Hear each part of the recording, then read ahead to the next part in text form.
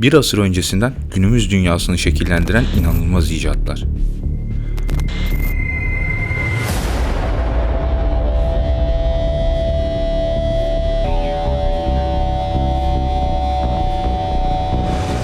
Bilim dünyasının gelmiş geçmiş en sıra dışı siması. Aklına koyduğu her şeyi icat edebilecek kadar zeki, aynı zamanda takıntılı bir kişilik. Tesla'nın zaman yolculuğu takıntısı herkesce biliniyordu. Çünkü bulunduğu her ortamda bunun mümkün olduğunu yüksek sesle dile getiriyordu.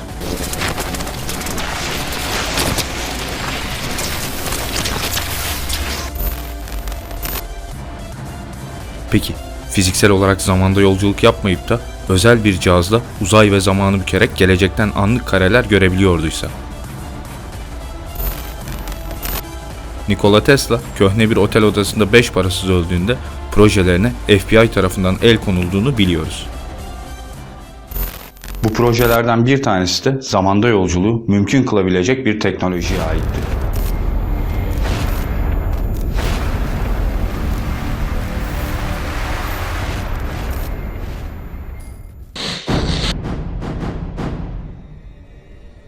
Zamanda yolculuk fikri tüm dünyada merak edilen ve üzerinde çalışmalar yapılan ender olaylardan bir tanesidir. Tarihi mitlerde ve bazı dini anlatımlarda zaman yolculuğuna dair söylemlere rastlamak mümkündür. Albert Einstein 1905'te görelilik kuramını açıkladığında bilim dünyasında o güne kadar pek de ilgi çekmeyen bu konu bir anda trend oldu ve olabilirliği üzerinde çeşitli araştırmalar yapıldı. Tarihin en çok satan kitaplarından Tanrıların Arabalarının yazarı olan Erich von Däniken'e göre kutsal metinlerde zaman yolculuğunun kanıtları da var. İncil'deki bir pasajdan da buna örnek veriyor. Peygamber Yeremya birkaç arkadaşıyla birlikte oturuyordu ve genç bir çocuk vardı. Onun adı Abimelek'tir. Yeremya Abimelek'e "Yeruşalim'den çık, bir tepe var ve o tepeden bizim için incir topla" dedi. Çocuk dışarı çıktı ve taze incirleri topladı. Birdenbire Abimelek havada bir miktar gürültü duyar ve havanın içindeki rüzgarı hissetmesiyle bilincini kaybederek bayılır. Bir süre sonra tekrar uyanır ve neredeyse akşam olduğunu görür. Topluluğa geri döndüğünde şehir garip askerlerle doludur ve merakla sorar: "Burada neler oluyor? Yeremya ve diğerleri nerede?" Yaşlı bir adam cevap verir: "Bu anlattıkların 62 yıl önceydi." İncil'de geçen bir zaman yolculuğu hikayesi. M.Ö. 8. yüzyılda yazılan Hint destanı Mahabharata'ya göz atalım. Kral Rayivata, yaratıcı tanrı Brahma ile tanışmak için gökyüzüne seyahat eder. Fakat geri döndüğünde dünyada yüzlerce yıl geçmiş olduğunu görür. Daha yakın bir tarihe gelelim. Kısa bir süre önce Avustralya Queen Island Üniversitesi'nde bir grup bilim insanı zaman yolculuğu yapan fotonların nasıl hareket edeceğini araştırdı. Araştırmacılar fotonların geçmişe doğru seyahatini simüle ettiler. Bilim insanları kuantum parçacıklarının davranışlarını inceledikten sonra günümüz fiziğinin olası anormal yönlerini ortaya koydular. Bununla birlikte Nikola Tesla'nın zaman yolculuğu üzerine çalışmaları modern bilimin zaman yolculuğunu mümkün gördüğü dönemden önce başlamaktadır. Burada sizlere uzun uzadıya Nikola Tesla'nın hayatını ve muazzam çalışmalarını anlatmayacağım. Eminim az ya da çok hepinizin aşina olduğu bir konudur. Öyle değilseniz bile internette bu büyük mucit hakkında pek çok kaynağa erişebilirsiniz. Ancak garip kişiliği ve bilim adamı kimliği dışında verdiği ilginç kararlara kısaca değineceğim. Nikola Tesla 10 Temmuz 1856'da Smiljan, Hırvatistan'da doğdu. Sırp kökenli Amerikalı mucit, fizikçi ve elektrofizik uzmanı. Aslında dünyadaki bilim ve teknoloji yapısının tam anlamıyla kökünden değiştirebilecek birçok kullanılan veya kullanılmayan deneye de imza atmıştır. Özellikle elektriğin kablosuz taşınabilmesi gibi bir buluşu ve bunu kanıtlaması onun ne kadar benzersiz bir mucit olduğunu açıkça kanıtlar. Thomas Edison ile arasında amansız bir bilimsel mücadele geçmiştir. Elektrik üzerine yaptığı sayısız deneyler ve buluşlar vardır. 7 Ocak 1943 itibariyle 26 ülkede kendisine ait 300'e yakın patenti bulunmaktaydı. New York'ta ve çoğu eyalette 10 Temmuz Tesla Günü olarak kutlanır. Manhattan'da 40. Sokak ve 6. Cadde köşesine isimleri verilmiştir. Time dergisi 1931 yılında Tesla'nın doğumunun 75. yıl dönümünde kapak resmi olarak onu seçmiştir. Babası bir papaz olan Tesla'nın annesi okuyup yazmasına karşın halk arasında pratik ev gereçleri mucidi olarak bilinirdi. Nikola'ya göre annesi yaratıcı bir dahi olmaya adaydı. Babası her zaman papaz olmasını istiyordu.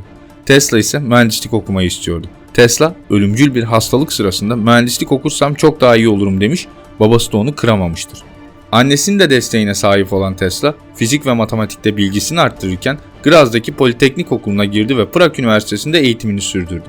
Yabancı teknik yapıtları okuyabilmek için de yabancı dil kursuna başladı. Ana dili olan Sırpça ve ailece bildikleri Almanca'ya ek olarak İngilizce, Fransızca ve İtalyancayı da öğrendi. Nikola Tesla hiç evlenmemiştir. Bekar ve aseksüel olmasının bilimsel yeteneklerine yardımcı olduğunu düşünüyordu. Kolay öfkelenebilen Nikola Tesla ile Thomas Edison, Waterside Enerji Tesisi ve Alice Charms fabrikasındaki araştırmalarında onunla çalışan bazı mühendis ve yardımcıları arasında ortaya çıkan sürtüşme aleyhine oldu. Bugün düz rotorlu Nikola Tesla türbinlerinin sonucu hakkında hiçbir bilgimiz yoktur. Nikola Tesla'nın kendine özgü bir tutarsızlığı da kendisine iki şeref unvanı verildiği zaman ortaya çıktı. Birini reddetti. 1912'de Nikola Tesla ve Thomas Edison'un $40.000 Nobel ödülünü paylaşmaya seçildikleri açıklandı. Nikola Tesla bu ödülü de reddetti. Her nasılsa Thomas Edison'u sevenler tarafından kurulan AIEE Edison madalyasını 1917'de Nikola Tesla layık görüldüğünde bunu kabul etmeye yanaştı. Gerçekten de Nikola Tesla benim de özel olarak hayranlık beslediğim bir insandır. Raporlara göre 1895 yılında Nikola Tesla zaman ve mekanın manyetik alanlardan etkileneceğini düşündürten şok edici bir keşif yaptı. Amerikan ordusunun gizlilikle yürüttüğü ve adına Philadelphia deneyi adı verilen çalışmalarda Tesla, yoğun miktarda manyetik alan etkisi kullanarak zaman ve mekanın sürekliliğini bozabileceğini düşünüyordu. Asıl amacı donanmanın gemilerini radar üzerinde görünmez hale getirmek olan deney, Tesla faktörüyle çok farklı sonuçlara sebep vermiş, deneyin yapıldığı gemi ve mürettebatı belirli bir süre gözlerden kaybolarak zamanda yolculuk yapmıştır. Uzunca bir süre gizli tutulan Philadelphia deneyi, o gün gemide bulunan ve sağ olarak kurtulan mürettebattan bazılarının açıklamalarıyla gün ışığına çıksa da, yetkililer olayın hayal ürünü olduğunu söyleyerek konuyu kapatmışlardır. Tesla, 1895 yılının Mart ayında zaman yolculuğunu gerçekleştirebilmek için çalışmalara başladı. Hatta bu çalışmasına ilişkin bir haber, New York Herald adındaki gazetede 13 Mart günü yayınlandı. Tesla'nın anlattığına göre 3,5 milyon voltluk bir elektrik akımına maruz kalmış, bu sayede bulunduğu zaman diliminden ayrılarak evin içine dışarıdan bakar gibi hem geçmişi hem de geleceği görmüştü. Tesla'nın zaman yolculuğu konusundaki çalışmalarının varlığını ve bunu kısmen de gerçekleştirebilmiş olabileceği gerçeğini Tesla'nın asistanı şöyle anlatıyor. Tesla, suni olarak üretmiş olduğu manyetik dalgalara maruz kalmıştı. Bu sırada kendisini tamamen farklı bir uzay zaman penceresinde bulmuş ve burada hem geçmişi hem geleceği hem de şimdiki zamanı aynı anda görmüştü. Maruz kalmış olduğu manyetik etki onu neredeyse öldürüyordu ve ben buna mani olmuştum. Bu nedenle de bana kızmıştı. Tesla'nın ölümünden sonra herkes tarafından merak edilen notlar bir gecede FBI tarafından toplanmış ve sırra kadem basmıştır. Ancak Deep Web'e ara ara vakti zamanında bu arşivlere erişimi olanların kopyaladıkları bazı Tesla belgeleri ve kapsamlı proje anlatımları düşmektedir. Bazı belgeleri şahsen inceledim ve sizlerin de inceleyebilmesi için web siteme yükledim. Belgeleri indirmek isterseniz diye linki açıklama kısmına bırakıyorum.